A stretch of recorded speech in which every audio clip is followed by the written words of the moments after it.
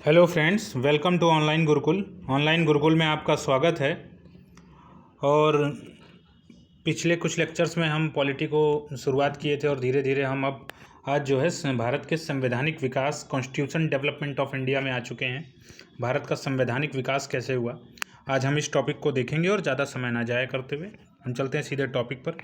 जैसा कि आपको हेडिंग में दिख रहा होगा, भारतीय संविधान के विकास से संबंधित प्रमुख आधार स्तंभ या विभिन्न आधार स्तंभ। कुछ क्वेश्चन देख लीजिए, फिर उन्हीं के आधार पर हम इसको डिस्क्राइब करेंगे। क्वेश्चन ये है, पहला, भारतीय शासन अधिनियम 1935 के प्रमुख प्रावधानों का वर्णन करें।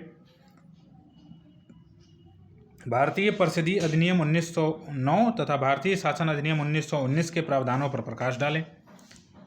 भारत में ब्रिटिश शासन के दौरान ब्रिटिश राज के चरण में कौन कौन से संवैधानिक सुधार किए गए।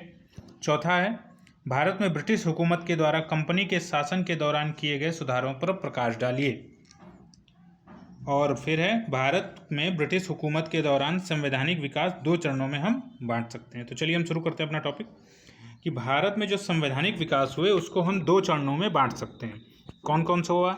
देखिए, सबसे पहले से थोड़ा सा आप बेस समझ लीजिए कि बेस ये था कि जो 1600 ईस्वी में एक राजलेख आया, एक चार्टर आया। किसके द्वारा आया? महारानी एलिजाबेथ प्रथम के द्वारा आया। उन्होंने क्या किया कि ईस्ट इंडिया कंपनी की 31 इस चार्टर अभी राजलेख के द्वारा 31 दिसंबर 1600 में ईस्ट इंडिया कंपनी की स्थापना की और उसको पूर्वी देशों में, अपने से पूर्वी देशों में 15 वर्ष के लिए व्यापार की अनुमति प्रदान कर दी। ठीक है, इसमें क्या किया उन्होंने? गवर्नर, उप गवर्नर तथा 14 सदस्यों को नियुक्त किया। अब जो ये गवर्नर, उप गवर्नर थे और इनके सदस्य थे, इनको क्या कहते थे? गवर्नर एवं उसकी परिषद, गवर्नर एंड इट्स काउंसिल की संज्ञा दी गई। बाद में जिसे हम अभी आगे जब पढ़ेंगे तो कोर्ट ऑफ डायरेक्टर्स या निदेशक मंडल, बोर्ड कोर्ट ऑफ डायरेक्टर्स या निदेशक मंडल के नाम से जानेंगे। तो मैंने पृष्ठभूमि बताई कि किस तरीके से ईस्ट इंडिया कंपनी को भारत में व्यापार, भारत के पूर्वी देशों में व्यापार करने की अनुमति मिली।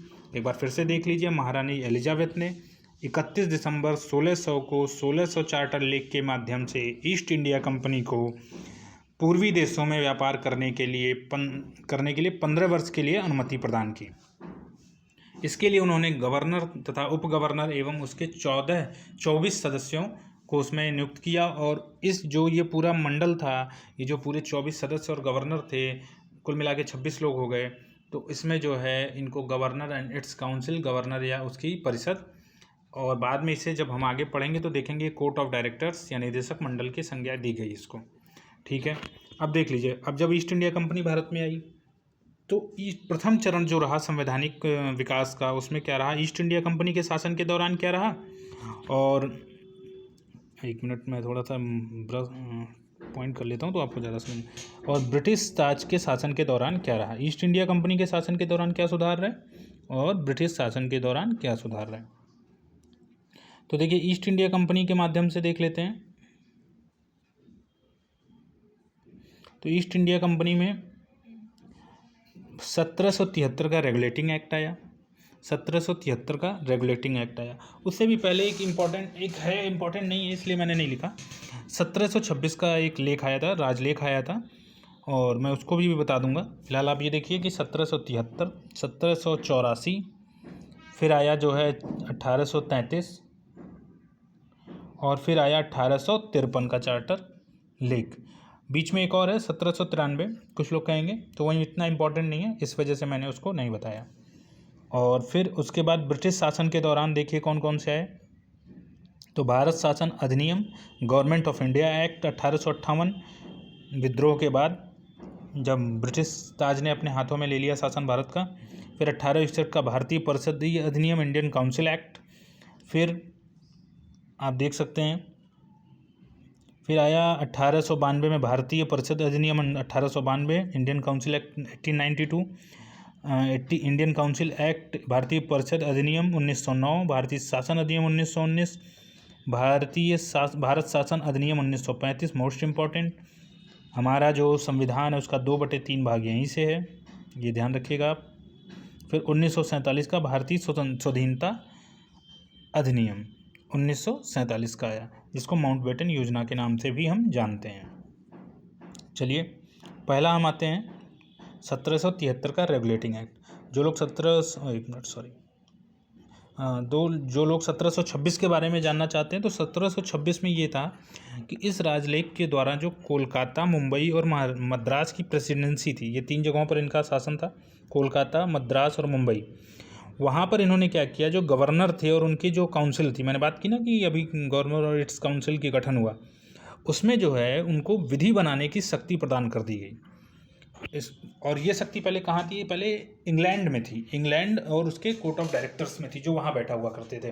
लेकिन बाद में ये शक्ति 1726 के राजलेख द्वारा प्रदान कर दी गई। तो एक छोटी सी इन्फॉर्मेशन थी, इसलिए मैंने इसको नोट्स में नहीं डाला, आप अलग से लिख सकते हैं। और एक और जानकारी दे दूं कि ये नोट्स हमारे टेलीग्राम चैनल पर मैंने डाल देता हूँ, वहाँ से आप इसको डाउनलोड कर सकते हैं। टेलीग्राम चैनल का लिंक हमारे डिस्क्रिप्शन में है, आप डिस्क्रिप्शन में जाके हमारे टेलीग्राम चैनल को ज्वाइन करिए, जिससे हमारी आने वाली सभी वीडियोस में नोटिफिकेशन भी आता है, प्लस जो हम पढ़ाएंगे उसका PDF आपको अवेलेबल रहेगा। हल्की फुल्की जानकारी जो मैं इस नोट से एक्स्ट्रा दूंगा वो आप नोट कर लीजिए, बाकी सब कुछ नोट में अवेलेबल रहेगा। ठीक है, तो देखते हैं 1773 का रेगुलेटिंग एक्ट। 1773 का रेगुलेटिंग एक्ट, अब देखिए एक अलग से इन्फॉर्मेशन मैं फिर से देना चाहूँगा कि जो 1773 का रेगुलेटिंग एक्ट था वो एक बार BPSC में क्वेश्चन पूछा था कि किसकी सिफारिश पर मतलब जो है इस एक्ट को लाया गया था। तो जो उस वक्त के तत्कालीन प्रधानमंत्री थे इंग्लैंड के, ब्रिटिश प्रधानमंत्री लॉर्ड नॉर्थ, उनके द्वारा एक गुप्त समिति का गठन किया गया। गुप्त समिति यानी सीक्रेट समिति का कमेटी का गठन किया गया। उस सीक्रेट समिति के ही सिफारिश पर रेगुलेटिंग एक्ट को पारित किया गया और वहाँ 1773 का रेगुलेटिंग एक्ट पारित किया गया। इसमें देखिए क्या किया गया, इसमें क्या किया गया कि इसका जो उद्देश्य था, आप इसको थोड़ी वाइज समझिए, मुख्य पॉइंट मैंने लिख दिया नोट्स में कि इसमें उद्देश्य ये था कि भारत एवं ब्रिटेन में दोनों स्थानों पर कंपनी के जो कार्य थे उनको नियंत्रित करना। अब देखिए कंपनी तो ब्रिटिश की थी, ब्रिटेन की थी, अब वो थोड़ा सा एक्स्ट्रा काम करने लगी थी, तो उसको क्या था कि कंट्रोल में लाना, तो रेगुलेट करना, इसलिए रेगुलेटिंग एक्ट कहलाया 1773 का। रेगुलेट मतलब नियंत्रित करना, तो इन दोनों ही स्थानों पर कंपनी के कार्यों को रेगुलेट करना तथा कंपनी में जो व्याप्त दोष हैं, जो कमियां हैं, जो उसको दूर करने के लिए इस एक्ट को लाया गया। तो देखिए अब इसमें क्या किया गया, तो हम देख लेते हैं भारत के परिप्रेक्ष्य में। बाकी वहाँ पर तो काफ़ी चीज़ों में बदलाव लाया गया, बोर्ड ऑफ डायरेक्टर यानी निर्देशक मंडल में चेंजेस लाए गए, और इन सब में ना जाते हुए मुख्य पॉइंट पर आ जाते हैं।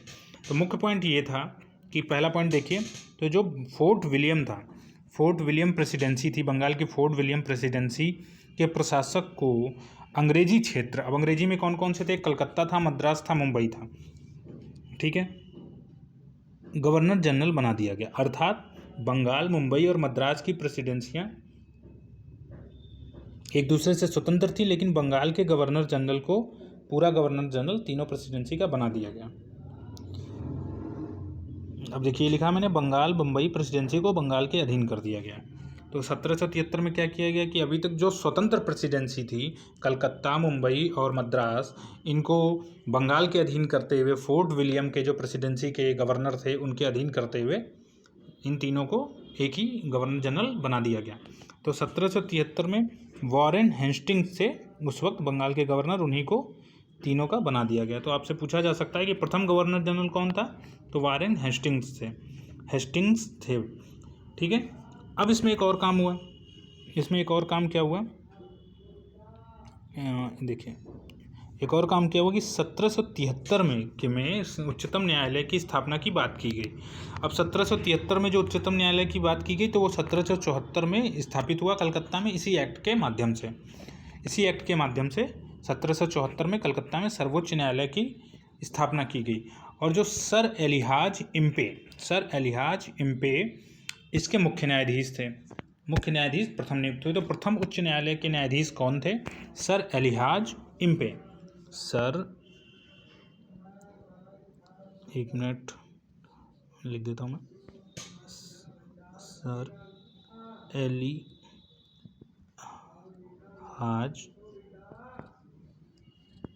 इम्पे,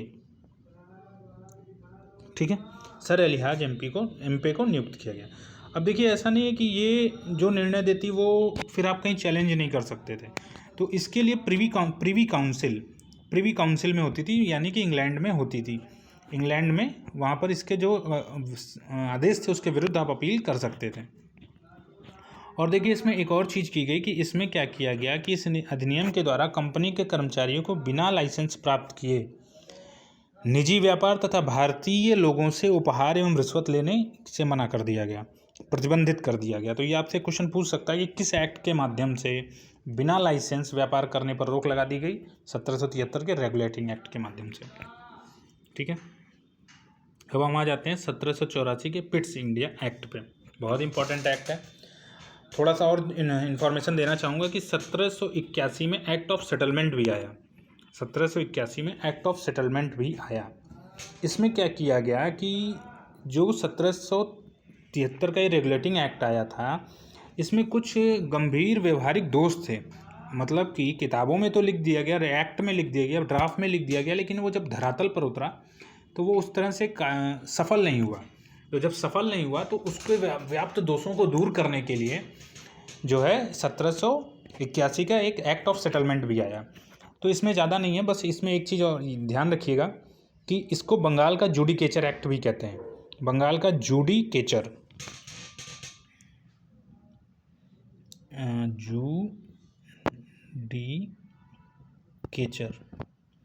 जो मैं बोल रहा हूँ वो लिख लीजिएगा।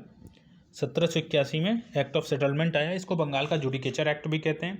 इसमें बस एक चीज़ ये हुआ कि जो है इस एक्ट के द्वारा कलकत्ता की सरकार को बंगाल, बिहार और उड़ीसा के लिए भी विधि बनाने का अधिकार दे दिया गया। मतलब आप समझ सकते हैं कि पहले क्या था कि कलकत्ता तक इनके सीमित थे ये, फिर उन्होंने बंगाल, बिहार और उड़ीसा के विधि बनाने के अधिकार मिल गए इनको।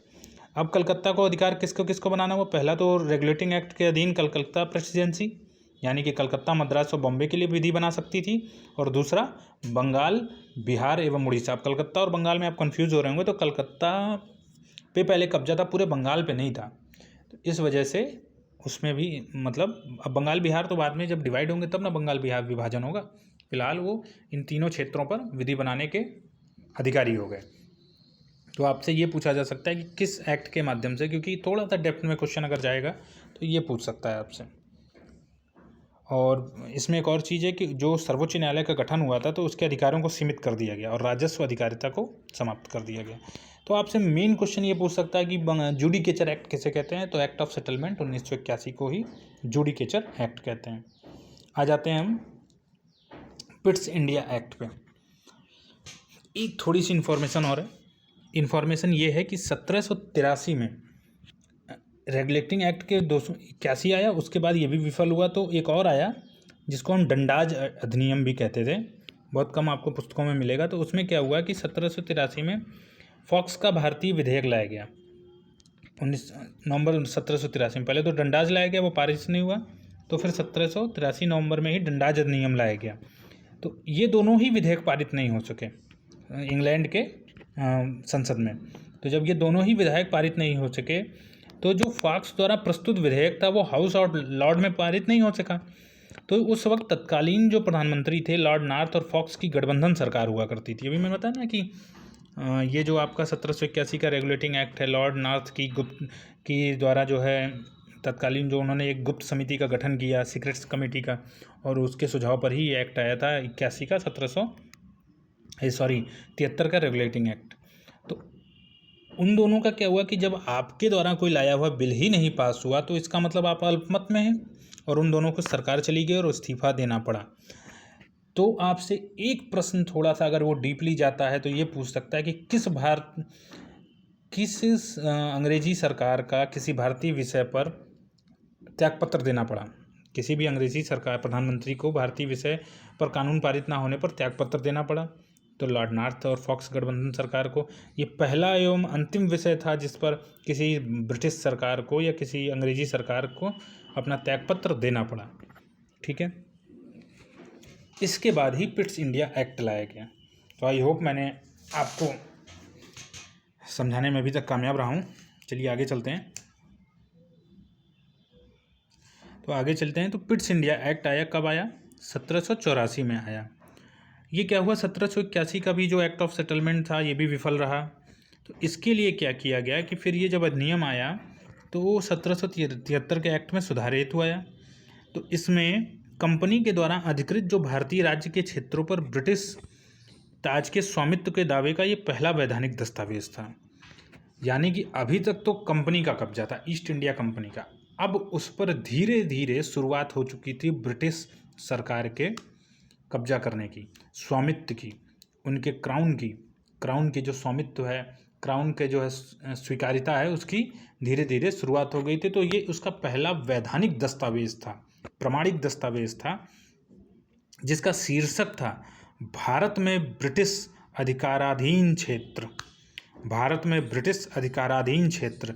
तो आपसे ये प्रश्न पूछा जा सकता है कि भारत में ब्रिटिश सरकार के, ब्रिटिश ताज के स्वामित्व का पहला दावा किस एक्ट से पता चलता है। तो आपको बताना होगा कि पिट्स इंडिया एक्ट 1784 के माध्यम से हम ये कह सकते हैं कि क्योंकि उसका शीर्षक ही था भारत में ब्रिटिश अधिकाराधीन क्षेत्र। अब इसमें क्या किया गया, इस एक्ट में पूर्व कंपनी के कोर्ट ऑफ डायरेक्टर के पास वाणिज्यिक एवं राजनीतिक अधिकार थे। इसमें कमी करते हुए बोर्ड ऑफ डायरेक्टर को नियंत्रक मंडल को सर्वोच्च पद देकर राजनीतिक अधिकार दे दिए गए। यानी कि कंपनी के व्यापारिक एवं राजनीतिक क्रियाकलापों को अलग कर दिया गया। कंपनी को का व्यापारिक क्रियाकलाप और राजनीतिक क्रियाकलापों को अलग कर दिया गया। व्यापारिक क्रियाकलापों को कंपनी के निदेशक के हाथों में ऐसे ही रखा गया, किंतु राजनीतिक क्रियाकलापों को, जैसे सैनिक, असैनिक एवं राजस्व संबंधी जो कार्य थे, वो इंग्लैंड के 6 सदस्यीय बोर्ड ऑफ कंट्रोल के पास चले गए। समझ गए आप। पहले क्या था, कंपनी दोनों चीज़ें संभालती थी, व्यापारिक एवं राजनीतिक क्रियाकलाप। अभी क्या किया गया कि जो व्यापारिक क्रियाकलाप था वो तो उनके पास रखे गए, कंपनी के निदेशकों के पास, बोर्ड ऑफ डायरेक्टर्स के पास, लेकिन जो आपका राजनीतिक क्रियाकलाप थे वो क्या किया गया, इंग्लैंड में 6 सदस्यीय नियंत्रक मंडल, बोर्ड ऑफ डायरेक्टर की स्थापना की गई और उन्हें प्रदान कर दिए गए। तो ठीक है, अब इसमें कुछ महत्वपूर्ण पॉइंट और हो सकते हैं कि इसमें कंपनी के जो कर्मचारी थे उनको उपहार लेने के लिए पे प्रतिबंध लगा दिया गया। ठीक है, इसको आप इम्पोर्टेंट ये भी समझ सकते हैं। और बस इससे ज़्यादा इसमें क्वेश्चन नहीं पूछ सकता है। एक चीज़ और पूछ सकता है कि युद्ध एवं संधि करने से पूर्व कंपनी के डायरेक्टरों को स्वीकृत लेना अनिवार्य होता है। तो पिट्स इंडिया एक्ट कब आया, 1784 में। आपसे मैचिंग द कॉलम ज़्यादा पूछता है, इतना डीपली वन में नहीं जाएगा, लेकिन मैंने इसलिए कह दिया कि क्वेश्चन अगर बने तो आप ज़रूर कर लें। चलिए 1833 के चार्टर अधिनियम पर आते हैं। 1833 के चार्टर अधिनियम पर आते हैं। 1833, उससे पहले 2 और अभिलेख आए जिनको मैं बताना चाहता हूँ, जो अधिनियम आए। हालांकि वो इम्पोर्टेंट उतने नहीं है, लेकिन फिर भी आपको जानकारी होनी चाहिए। तो 1786 का अधिनियम, एक्ट ऑफ 1786, इसमें क्या किया गया कि गवर्नर जनरल को विशेष परिस्थितियों में अपने परिषद के निर्णय को निरस्त करने का अधिकार दे दिया गया। यानी कि, और यूपीपीसीएस में क्वेश्चन भी है, शायद 1990 में आया था, मैंने क्वेश्चन को सॉल्व किया तो देखा है, शायद 1990 का ये क्वेश्चन है कि किस एक्ट के माध्यम से गवर्नर जनरल को उसके परिषद के निर्णय को निरस्त करने का अधिकार दे दिया गया। तो ये 1786 के अधिनियम के माध्यम से दिया गया। और गवर्नर जनरल को प्रधान सेनापति की शक्तियाँ प्रदान कर दी गई। तो इस प्रकार ये दोनों शक्तियाँ प्राप्त करने वाला पहला व्यक्ति कौन था उस वक्त, कौन था, तो लॉर्ड कॉर्नवालिस थे। लॉर्ड कॉर्नवालिस थे। दोनों प्रकार की शक्तियाँ, एक तो अपने जो परिषद के नियम है उसको वो निरस्त कर सकते हैं, और दूसरा ये कि वो प्रधान सेनापति के भूमिका में भी अब पूरी शक्तियाँ उनको मिल गई थी। तो पहले व्यक्ति कौन थे ऐसे, लॉर्ड कॉर्नवालिस थे। फिर देखिए 1793 में भी एक एक्ट आया, चार्टर एक्ट ऑफ 1793। इसमें क्या किया गया कि जो नियंत्रक मंडल है, बोर्ड ऑफ डायरेक्टर्स हैं, उनके जो वेतन की बात की गई वो भारतीय राजस्व से ही की गई। और दूसरा बहुत ही महत्वपूर्ण पॉइंट है कि ब्रिटिश भारतीय क्षेत्रों में लिखित विधियों द्वारा प्रशासन की नींव इसी एक्ट के माध्यम से रखी गई थी। यानी कि 1786 के 93 के एक्ट के माध्यम से ही लिखित प्रशासन की विधियों की जो है नींव रखी गई थी। और सभी कानूनों एवं विनियमों की व्याख्या का अधिकार न्यायालय को दे दिया गया था। तो ये देखिए, आज भी हम वही चीज़ फॉलो करते हैं अपने संविधान में। तो कुछ ना कुछ संविधान यहाँ से उठाया हुआ है इस पॉइंट को। तो ये पॉइंट बहुत ही अच्छा है कि किस एक्ट के माध्यम से जो है लिखित संविधान की नींव पड़ी या लिखित विधियों की नींव पड़ी भारतीय क्षेत्रों में, तो 1793 के एक्ट के माध्यम से। और अब आ जाते हैं 1813 का राजलेख। तो 1813 का जो राजलेख है, मैं इसको पीडीएफ के रूप में, जो मैं बोल रहा हूँ उसको पीडीएफ के रूप में आपको अवेलेबल करा दूंगा, आप यहाँ से सुनिए और बाद में पीडीएफ, जो ये पीडीएफ है उसके अलावा भी मैं एक और अलग से पीडीएफ दे दूंगा जिससे आपको अच्छे से समझ में आ जाए। तो 1813 का जो राजलेख था, चार्टर एक्ट ऑफ 1813, उसमें क्या किया गया कि ईसाई मिशनरियों को भारत में धर्म प्रचार की अनुमति दे दी गई। बहुत ही अच्छा क्वेश्चन है, ईसाई मिशनरियों को भारत में धार्मिक प्रचार की कब अनुमति दी गई? तो 1813 के राजलेख के माध्यम से। कंपनी का व्यापारिक एकाधिकार समाप्त कर दिया गया एवं चीन के साथ व्यापार एवं चाय के व्यापार की ही अनुमति प्रदान की गई, क्योंकि कंपनी का एकाधिकार समाप्त करके ब्रिटिश जनों को भी व्यापार करने की अनुमति प्रदान कर दी गई। और इसमें यह भी कहा गया कि भारत में शिक्षा पर वो 1 लाख रुपए प्रतिवर्ष खर्च करेंगे। ऐसा किया नहीं उन्होंने। यही सब कारण बनते हैं धीरे धीरे जैसे 1857 के विद्रोह के लिए।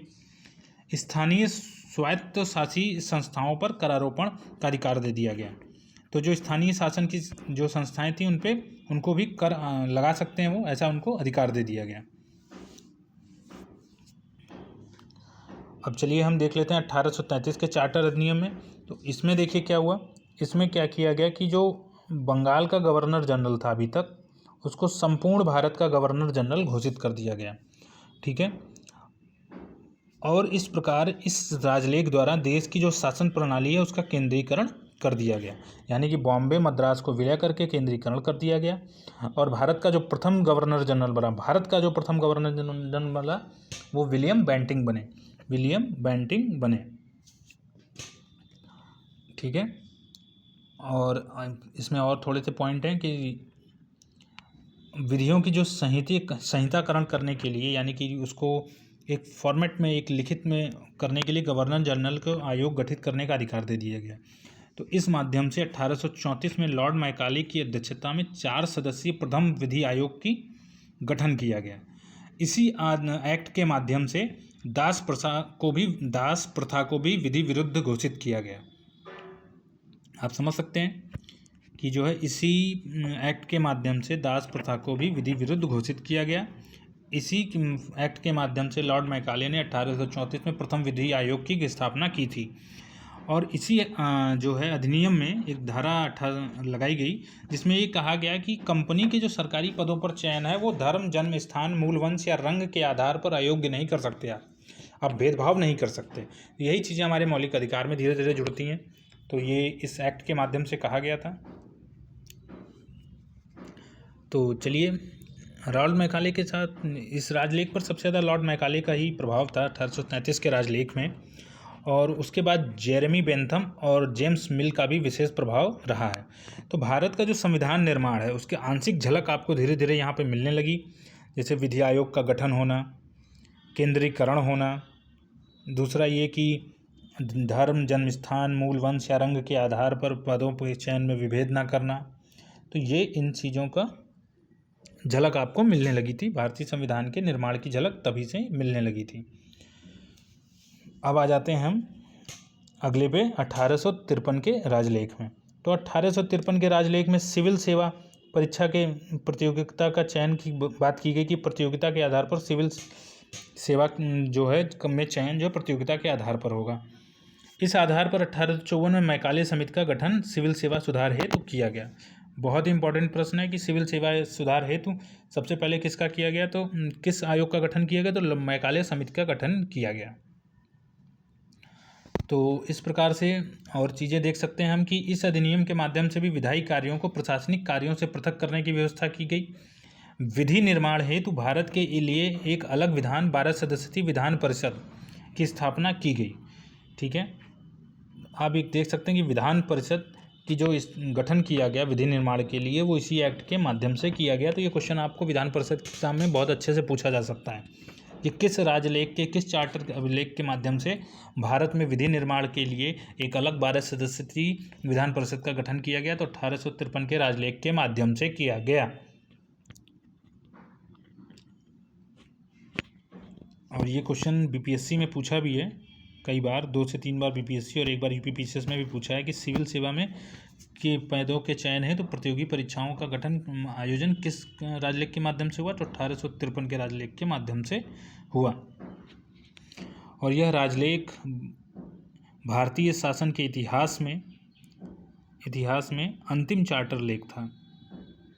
क्योंकि ऐसा क्यों? क्योंकि इंग्लैंड में एक विधि आयोग का गठन भारत में विधि आयोग की रिपोर्ट पर क्या कहते हैं विचार करने के लिए किया गया। अब धीरे धीरे सब भारतीय शासन अधिनियम आना शुरू हो जाएंगे। अब ये चार्टर अभिलेख ना होते हुए यानी कि चार्टर या राजलेख ना होते हुए सीधा अब अधिनियम की बातों पर हम आ जाएंगे। तो ये इस तरह से ईस्ट इंडिया कंपनी के संदर्भ में जो उसके शासनकाल में कंपनी के अंतर्गत रहे जो एक्ट आए उसकी हमने बात कर ली। आज का लेक्चर हम यहीं तक रखते हैं क्योंकि लेक्चर बहुत बड़ा हो जाएगा, आप इसको समझिए। और जैसा भी आपका क्वेश्चन हो कमेंट सेक्शन में ज़रूर लिखिएगा और बताइए कि आपको कहाँ पर दिक्कत है। अगर आपको वीडियो लेक्चर अच्छा लग रहा हो तो चैनल को सब्सक्राइब जरूर कर लीजिएगा और शेयर ज़रूर कर दीजिएगा। बहुत बहुत धन्यवाद आपका। आप आई बटन प्रेस करके हमारी और भी लेक्चर्स की प्लेलिस्ट देख सकते हैं। चलिए, बहुत बहुत धन्यवाद आपको। मुझे लगता है आपको समझ में आया होगा। जहाँ पर भी कन्फ्यूज़न हो आप कमेंट सेक्शन में ज़रूर लिखें। चलिए, बहुत बहुत धन्यवाद आपका।